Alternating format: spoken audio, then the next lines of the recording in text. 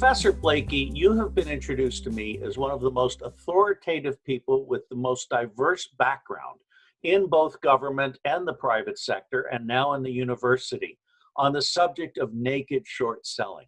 Would you be kind enough, Professor, to just tell us a little bit about your background? I got out of law school and I went to work for the Department of Justice. Rogers was the Attorney General. Kennedy became the president, and I was in the organized crime and racketeering section, which Bobby Kennedy had enormous interest in. He used to bring him up into his office. I was with him in 1963, November the 21st. We broke for lunch, and we never came back together again. When the program began to collapse, because the president, Robert Kennedy was not part and parcel of the president, I decided I didn't want to, having been there in the upside, I didn't want to be there in the downside. So I went back to teach at Notre Dame. Subsequently, and this gets the diversity of my experience, subsequently, I testified, believe it or not, as an academic in favor of court-ordered wiretapping before Senator McClellan in the Senate. And he had never heard a professor be in favor of wiretapping. But I was in favor of court-order wiretapping, not just wiretapping here and there. So he asked me to come down and help him draft the legislation. And he was successful. Short story on how he was successful. Goldwater had raised crime in the streets in the campaign. Johnson wanted to get out of that by throwing money at it. So he wanted to set up a federal aid to law enforcement program. He was afraid of the attack that might come from the Southerners on control, as it had happened with federal aid to education. So he went to John McClellan, the senior senator in Arkansas, and the senior senator among the Southern conservatives, and said, "Will you sponsor my crime control bill?" McClellan had never given up anything where he didn't get something back. He's a great man at that. I could tell you stories and hours about that. But what he said, I want an agreement with you that if I tack on your aid to law enforcement bill, my preferences on wiretapping, will you promise me you won't veto it? Johnson thought for a minute and said, okay. So we were operating with that card in our back pocket. We fair and square added a wiretapping bill to Johnson's money bill. Ramsey Clark, the Attorney General, knew nothing about it. We had a vote on that bill in the House, and I won't tell you all the complicated ways in which we had to get it before the House. It was right after Bobby Kennedy and Martin Luther King's death. There was smoke coming up out of 14th Street. There were Jeeps with machine guns in them on Capitol Hill. The Congress was afraid to death of a riot from 14th Street. And we were voting on a crime bill. They had no choice. Everybody voted for it. It went to the president. Ramsey Clark recommended a veto of it. And I asked the senator, do you think Johnson will stand up for his promise? And he said, yes. and he didn't veto it. So we got an essential tool to fight sophisticated crime at that time.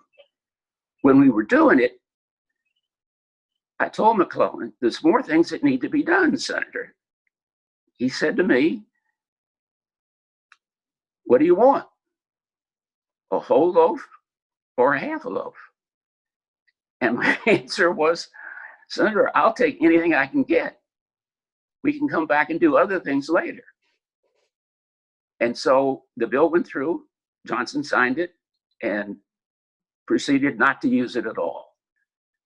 I think with as much certainty as you could have in these kind of things, that had he used it, he would have resolved King death by showing there was a conspiracy behind Earl Ray. But by having to wait long and not use the surveillance, we never found out who Ray's background was. And I say we because I worked on the Wiretap Commission, and we had hearings, and they included the testimony of Ramsey Clark, justifying why he would not use electronic surveillance. Court-ordered electronic surveillance. I talked to the senator, and he said, why don't you come on back down and be the chief counsel of my committee, and we'll get the rest of it. And the rest of it means, what were the recommendations by the President's Crime Commission to strengthen law enforcement? And they were a number. Strengthening the independence of grand juries, developing immunity techniques. Immunity means you promise not to prosecute a guy with what he gives you, and then he can't take the fifth. Awful. You get evidence that way. You don't have to torture them. Just give them an incentive to cooperate. But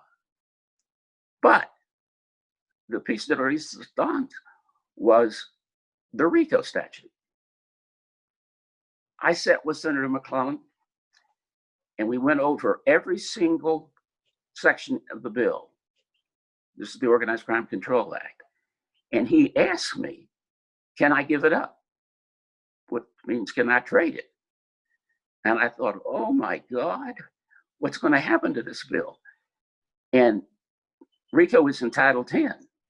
We went Title 1, Title 2, Title 3, Title 4. And I said, yes, sir. Yes, sir. Yes, sir. You can trade it. And then I got to RICO, and I thought, I have to tell this man what's on my mind. And I said, all of that other stuff is just playing in the backyard. This is it, Senator. You've got to stand here.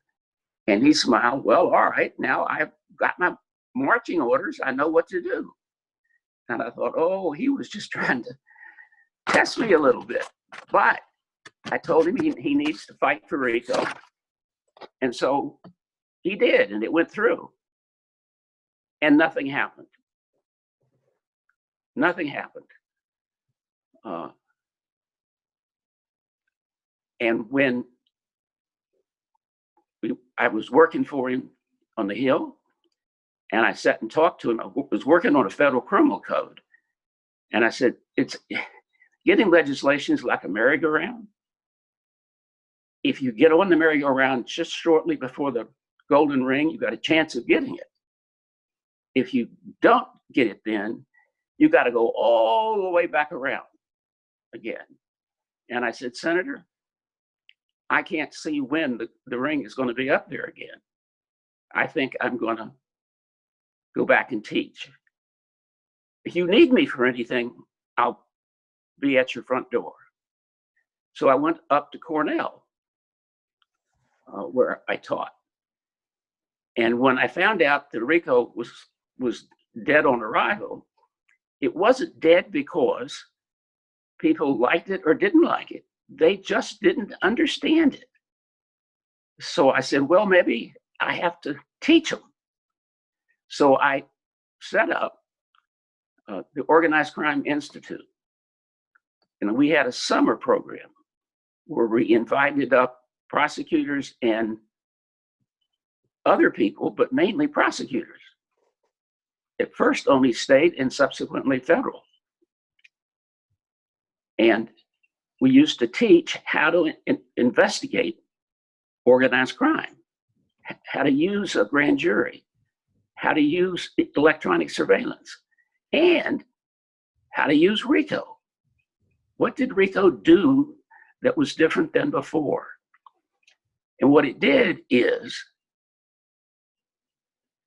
it focused in organized crime investigations, but the same thing is true in white collar investigations.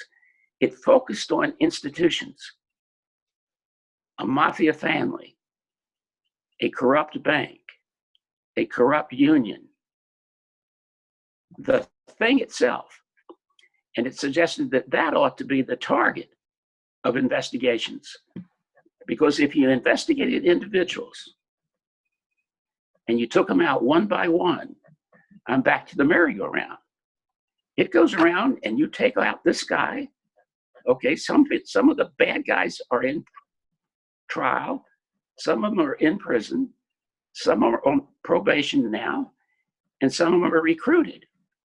All you do by taking out individuals is move it around. What you've got to do is take out the merry-go-round. And RICO permitted that. And so what RICO also not permitted is it changed the rules of sanctions. You got to put a guy in prison, that's one thing, or you can take money away from him. That's imprisonment and fine. The problem was you couldn't guarantee that a judge would send a guy to prison or would send him there long enough. So what we did is we set up dangerous special offender sentencing, where the government would have the right to appeal a sentence. That's revolutionary. The other thing we did is we changed the sanctions system. The old sanction system was fines, but they were purely discretionary. We put in forfeiture, which was mandatory. And what was the measure of the forfeiture? What the bad guy won. In other words, when he steals something, it belongs to the government. I used to tell the guys, when you see some guy in a big Cadillac, think of it as your car, not his. And that's what forfeiture does. A fine is unlimited in amount, but flexible in application. A forfeiture is unlimited in amount, but it's fixed as the measure of what you stole, and it's mandatory. So the FBI didn't do anything, the Department of Justice didn't do anything, but when a friend of mine became the chief, not the chief counsel, the head of the FBI in New York, he told him when he got in there and he found out the files were empty, basically, he said, go up and learn something from Blakey. And two agents came up. Ultimately, a man named Freed came up back when he was a prosecutor. And I will tell you what they told me, that nobody had ever taught them about RICO. And it was like an epiphany for them to not look at the individuals, but to look at the group. And they literally went back and reorganized the FBI in New York around the mafia families. They had 5 units, one for the Gambino family, right around the whole list of families. They went down and reorganized the FBI to do that kind of investigations. And I then went down and helped them design what's called the family prosecution, using the electronic surveillance, that McClellan gave them in 1968, and using their abilities to put a bug in anywhere, to tap any wire, no matter what. And they aimed at the families. And they ultimately prosecuted the heads of the 5 families in New York for raising the price of cement in New York. It's incredible. Cement was one price in New Jersey, another price twice as high in New York. And to use death as a means of sanctioning people in the families who didn't do the right thing. So they prosecuted them for monopolizing the cement industry and killing people who got in their way. And they got a conviction. The heads of the 5 families. That's just incredible. And it turns out is 9 of the 11 people had been named in our committee report. This is what you're supposed to do. So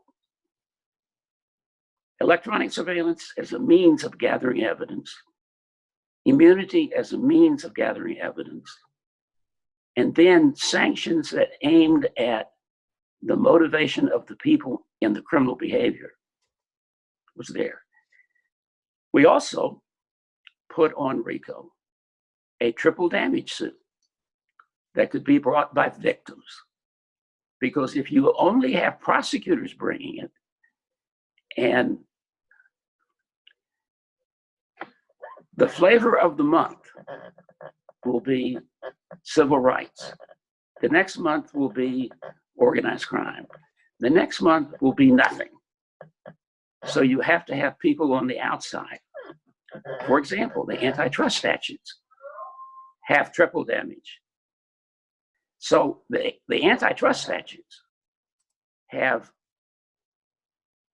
sanctions, criminal or civil. Overwhelmingly, the government tends to bring civil cases, but it also has triple damages, which is victims who can show that they were victimized by in this case, under the antitrust statutes, by monopolization, etc. We put a triple damage suit on RICO. And believe it or not, nobody noticed it.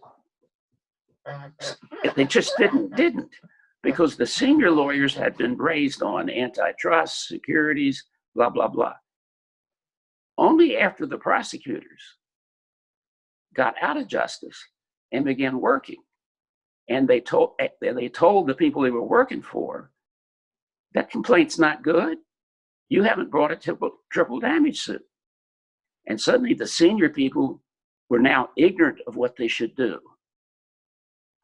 Well, what happened to us is when they finally found the triple damage suit and they began to be brought, the federal courts responded like a fireworks. They went off in all directions, trying to limit somehow the suit, because they feared, well, there's 2 ways of thinking about it. They legitimately feared stacking up more cases in the federal courts. And the reality of it is they didn't want to work hard enough to take these new cases. When I was on the Hill, and I got to work with part-time the guy who processes recommendations for new judges. We called all the senior judges who would testify before us on Friday afternoon. Well, you know where they were on Friday afternoon. They were on the golf course. So they had to call back Monday morning and explain why they weren't there Friday afternoon, and then insist on their need for more judges. We also looked at their travel vouchers. And isn't it strange that in the month of January, the travel vouchers from the people in the First Circuit, which is the Northeast, are down to the Virgin Islands? Really? The Virgin Islands needed to process more judges? Well, I can see by your smile that you understand what it means. Well, nonetheless, and incidentally, after we showed the committee all of these indications that say they didn't need new judges, they ignored us and proceeded to put new judges in. And the reality behind that is the senators get to nominate the judges. And so it was nice to be able to nominate a new judge. So that's why the federal judiciary grows, not because it's more work. Is it fair to say that Rudy Giuliani and Michael Chertoff made their name because you gave them the RICO statute? Yes. Now let me ask you a tougher question. By wiping out the Italian mafia, we opened the way for the Russian mafia, the Red Mafia. Why has the RICO statute not been applied to them?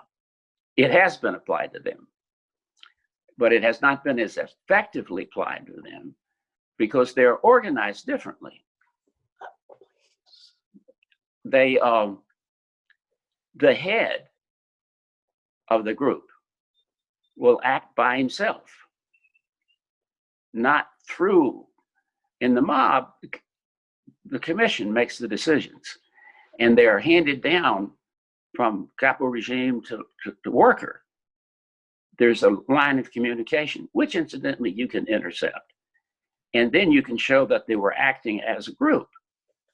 The Russian mafia have organized themselves around an individual, and there's nobody around him.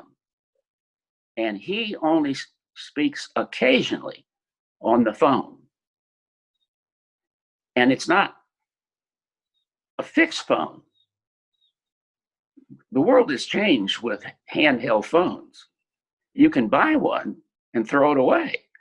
You can buy it and buy time on it. How do you get a court order for a phone that's thrown away? I've talked to some agents and I've given them some strategies for that. But basically, that's why we haven't done as good with the Russian mafia as we did with the Italian mafia. But let's get back to where we need to focus. The Supreme Court acted like it's supposed to. It read the statute, and the statute said triple damages. And it said, okay, that's it. And the Supreme Court has had to repeatedly say about the triple damage suit, no organized crime injury. It's not limited to competitive injury.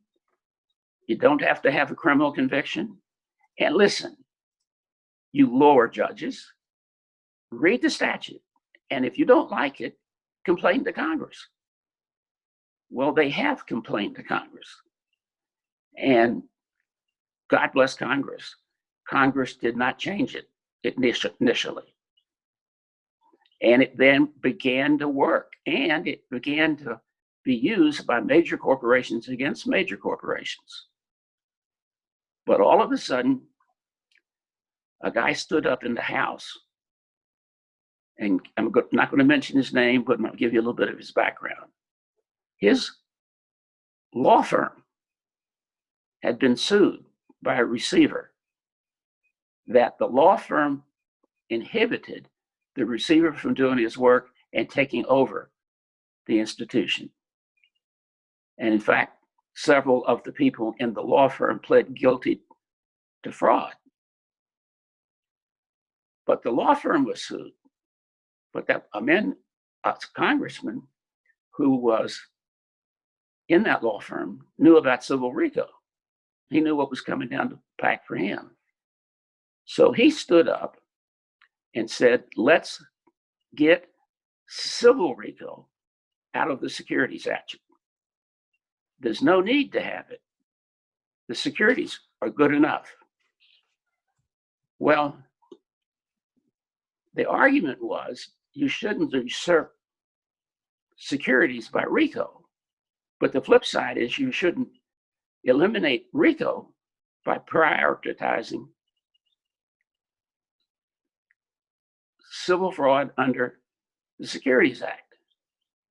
So it started out, and you can defend this if you have to, that if you have a civil case under the Fraud Act, the Securities Act, you can't have a RICO case. The judges, unfortunately, said it's not either or. It's if you can have a civil case, even if you don't have standing to sue, and the civil statute has been interpreted to say, if you weren't personally injured, you can't sue. It's called standing. Well, it's possible now to have no standing under civil fraud and no access to RICO either, which doesn't make any difference. It turns out it's a get out of jail free card under RICO. What we need to do is not do what that congressman did. He stood up and said, it's either or, it's frivolous. It went through in the House, it went through in the Senate. God bless him, the president vetoed it, but he didn't fight for his veto. I'm talking about Clinton, and it was overridden. What we need to do is go back and undo that and say, if it's civil fraud under securities, fine, do it under the security statute.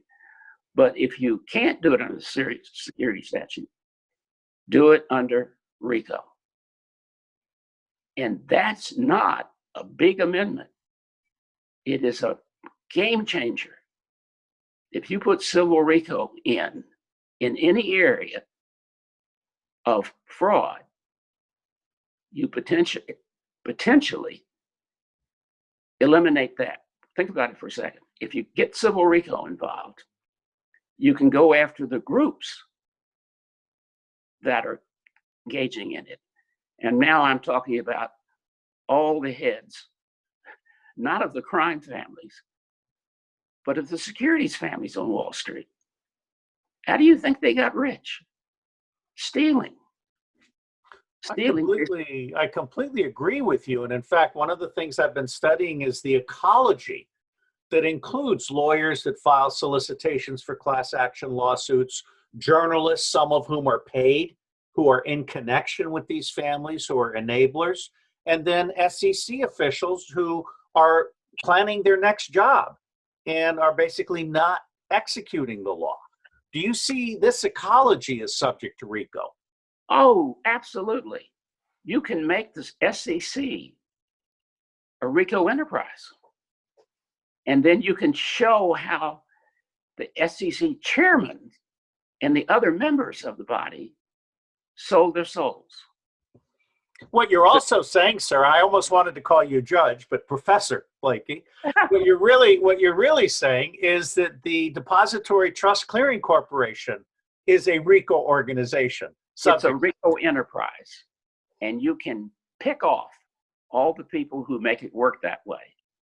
And then you can reorganize the institution. Just like the Teamsters Union was made a RICO enterprise. And they put in a monitor. And the monitor could take out organized crime individuals and set them, do something else with your life. Not necessarily put them in jail, but take them out of the Teamsters Union. That's simple to talk about, but I worked in Local 560 in northern New Jersey to get a trustee in there. And that trustee went in there and he spent at least 10 years before he could tell the federal judge that the mob was out of that union, local, not necessarily out of the union, that local. If we did this, it would take not only the statute, would take a dedicated group of you could do this with the prosecutors, but I have no hope that the government prosecutors will do it. And I take the background of it. I told you previously there was a triple damage suit in the securities. I'm sorry, not in the securities, in antitrust. And 85% of the cases in antitrust are brought by private parties. 15% are brought by the government. And in the RICO case, 15% are brought by the government, and it's exactly the same. 85% are brought by private people. It would take a dedicated group of either the government, and if the government fails, you could do it with private parties. I'm telling you, just like we've gotten the mob out of the Fulton fish market in New York, we've got them basically out of the Teamsters Union, the laborers, the international longshoremen, and the unions in the major casinos in New York and in Vegas. The mob is basically out of the unions. Not entirely, there are little things around for something, but there's still some problems in Chicago. You could do that with the securities. You could take out the major groups, reorganize them, and have honest people come in and run them. What's happening now is the way the industry has structured itself. You'll explain to people in other sections how this is done, who's doing it. I could, with civil RICO, change all that. Professor, you are deeply impressive to me. And what I'm thinking to myself as you're talking is that there are 6 firms that have been named in a recent lawsuit that is about to go into filing. And those names are Goldman Sachs, Merrill Lynch, JP Morgan, Credit Suisse, Deutsche Bank, and UBS. And I don't see them being run by the mob. I see them being run by Presbyterians, Mormons, people of varied faiths, all of whom have decided to become white-collar criminals with impunity. Is this your understanding? Yeah, but yes. I've chased those guys in civil cases and lost. But what all we need to do, we need to find some honest people. That's the first problem. People who have not joined the other side that will bring the suits. We did use RICO to bust the mob. We could use RICO to bust the security racketeers. The statute calls the bad conduct racketeering. Well, there are as many racketeers on Wall Street as there are on Mulberry Street. It just changes the name just because your name ends in a vowel doesn't mean you're a crook. Just because your name doesn't end in a vowel, it doesn't mean you're not a racketeer. One of the things in the beginning of the implementation of civil RICO that happened is they said, there should be an organized crime limitation to it. Supreme Court said no. There should be a limitation on it for criminal conviction. Supreme Court said no. Well, in the same way, we could bring civil suits. The government could do it, but they've had their chance. It's time to bring in the beauties of private enforcement. All you have to do is change the way the securities people got the RICO statute amended, unamended. I'm going to throw away the other questions. I think we've had a brilliant discourse here, which is quite priceless in my view. Now, let me ask you this. If the president were to do as you say, let's say there's a Barr memorandum that overturns the Holder memorandum, we reapply RICO, you still have a whole bunch of judges and prosecutors that are being bribed or blackmailed, some of them with pedophilia entrapment blackmails. That's what Jeffrey Epstein was specializing in And let me just say that as a former spy for the CIA, I'm quite convinced that the Mossad had the complicity of elements of the CIA and the FBI.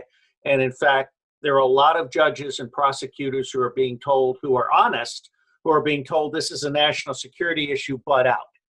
So from where I sit, there's a legislative Department of Justice solution that can be put forward, but you still have the problem that Sidney Powell dealt with in her book, License to Lie, and Matt Taibbi in his book, Griftopia, about the merger of political and financial crime, and his book, The Divide, about one law for the rich, one law for the poor. Do you have, Professor, a solution for rapidly educating and reforming the judicial and prosecutorial corps? They don't need to be reformed. They know what's going on. What we need is a few honest judges. And if you're on the civil side, you can appeal. We need a few more appellate judges with guts. And truth of the matter is, the Supreme Court has already laid down what the rules are under RICO. They are litigation friendly for victims. Let me repeat that.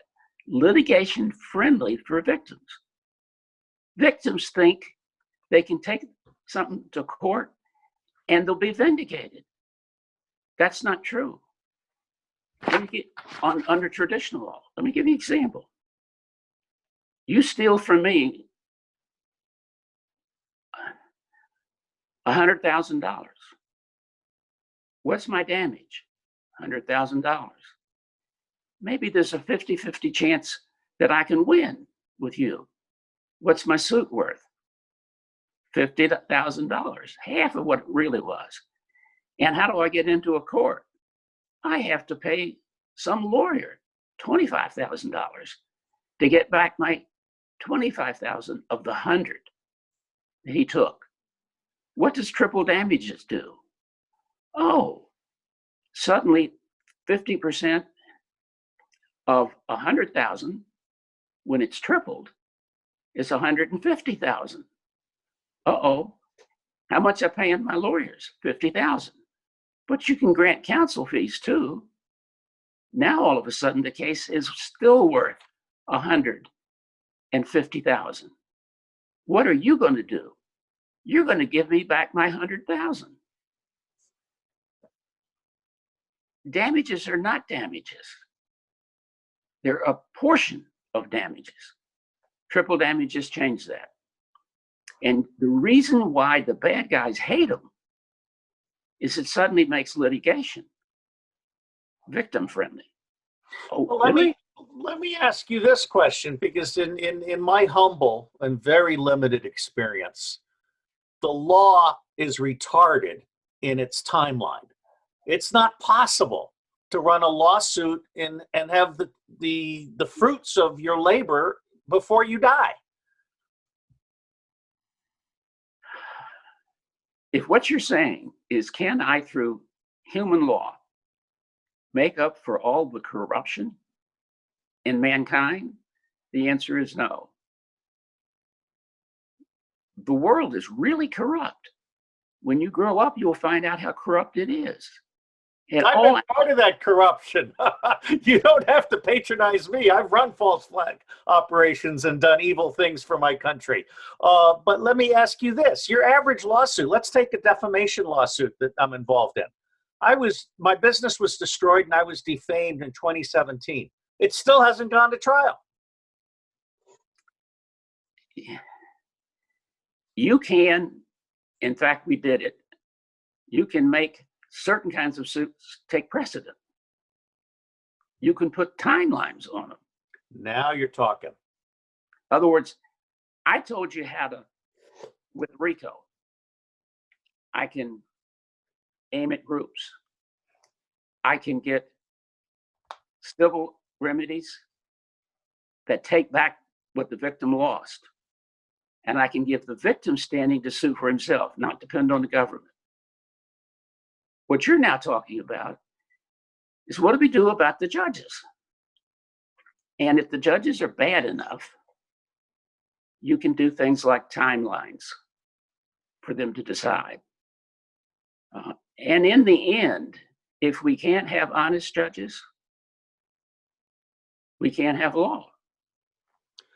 You know, Professor, one of the things as a small businessman, I ended up making a couple of mistakes and I ended up talking to the IRS. I made it right. I became right with God and the IRS eventually. But one of the things they taught me was that money held in trust should be given a precedence. And so, for example, when you as an employer are holding money in trust for employees with tax withholding, and you violate that, that's a much more serious crime than tax avoidance per se. It sounds to me like the securities industry should be treated as money held in trust and given some kind of priority in terms of timelines and penalties and transparency. There's no reason why that couldn't be done.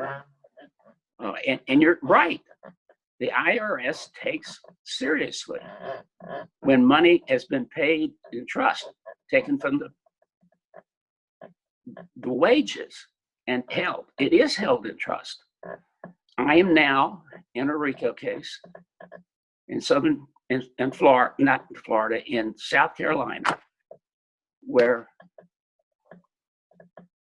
we sued a man who began to operate two corporations, they were LLCs, to sell labor to people to do the lawns. And these people have to go by 8 hours a day and time and a half. He would move the people back and forth between the two LLCs until nobody worked over 8 hours, but they were double time without paying time.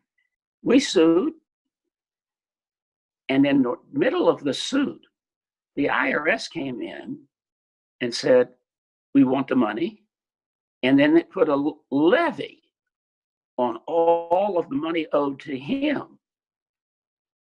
He went out of business that day. We didn't know this. We sued him under RICO. The RICO was sustained, and we were moving to sue him civilly under RICO. He sued us for defamation. And we then counterclaimed when we found out about the IRS levy to get the money. But you're right. Without explaining that whole case to you, it's a hard time. It's